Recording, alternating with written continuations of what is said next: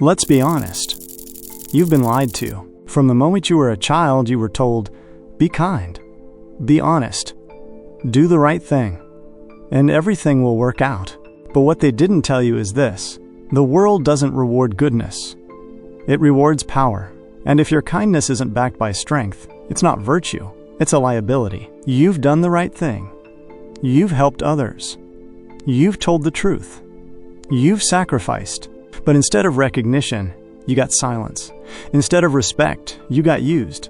And instead of rising, you stayed stuck. You've watched the loudest, the most cunning, the least deserving people rise. And you've asked yourself, why am I being left behind? The answer is simple. You're living in a fantasy. And it's time to wake up. 500 years ago, Niccolo Machiavelli wrote a book called The Prince. It was not a book about how to be good. It was a book about how to survive. In it, he wrote something that shattered the moral illusions of his time and still terrifies people today. It is better to be feared than loved if you cannot be both. He didn't say to be cruel. He said to be prepared. Because he knew something most people still ignore. Human nature is not fair. It is selfish, fickle, and ruthless when necessary. There's nothing wrong with being good, but being good without knowing how to protect that goodness.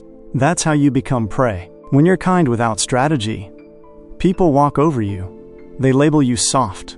They see you as someone they can use. You think everyone plays by the same rules. They don't. Most people are playing a different game entirely. You show your cards with pride. They hide theirs until the moment they strike. And you wonder why you keep losing. You've been taught to see goodness as strength.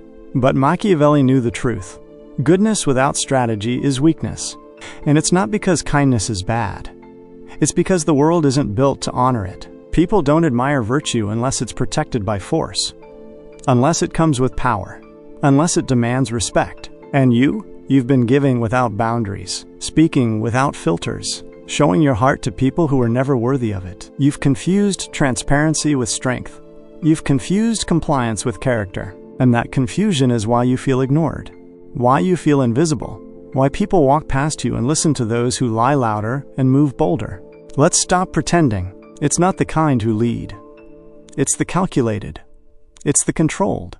It's the ones who appear powerful, even when they're still figuring it out. Because here's a hard truth most people never learn. It's not enough to be powerful. You must look powerful. People don't follow truth. They follow confidence. They follow image. They follow the one who seems like they know what they're doing, even if they don't. And that's why perception matters more than reality. How you carry yourself matters more than who you are inside. What others see matters more than what's real. You could be brilliant, but if you look unsure, no one listens. You could be valuable, but if you seem weak, no one respects you. This is the game. And Machiavelli didn't create it.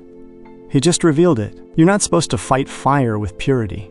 You're supposed to understand how fire works. That's why silence is power. You think honesty is always a virtue. But in a world where information is leverage, the more you reveal, the more you bleed. You tell people everything. You open up to everyone. You speak your mind in every moment. And you wonder why they keep using it against you. The more predictable you are, the more vulnerable you become. The more you explain, the less they respect you. The more you try to justify yourself, the more they sense your insecurity. So be quiet. Say less. Let people wonder what you're really thinking. Let them guess your next move. Because silence isn't emptiness. It's tension. It's mystery. And mystery makes people pay attention. Now let's talk about presence. You're too available. Too responsive. Too giving. And people take you for granted. Why? Because what is abundant loses value. You've made yourself easy to reach, easy to read, easy to consume, and now they don't respect you because they feel they own you. But when you pull back, when you disappear strategically, when you create space, people start to notice your absence. People start to miss your presence. Scarcity creates value.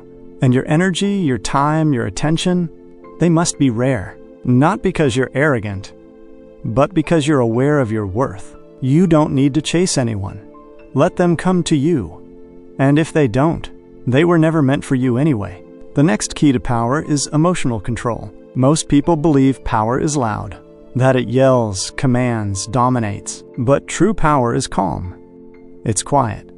It's still. Because the person who can't be shaken can't be manipulated. The moment someone provokes you and you react emotionally, you lose. Because the one who controls your emotions controls your actions. You think losing your temper makes you look strong. It makes you look weak. You think begging or explaining yourself makes you more trustworthy. It makes you look insecure. The real masters stay centered. They don't react, they respond. They don't panic, they observe. They don't rush, they wait. And that brings us to the rarest power of all, patience. You want results now, respect now, recognition now. But power doesn't work that way. The strongest people don't move first. They move at the right time. Like a hunter in the forest, they don't chase every sound. They wait, they aim, they strike with precision, because real winners don't waste energy on noise. They reserve it for the moment that matters. And when they act, everyone feels it. Now listen, this isn't about becoming cruel.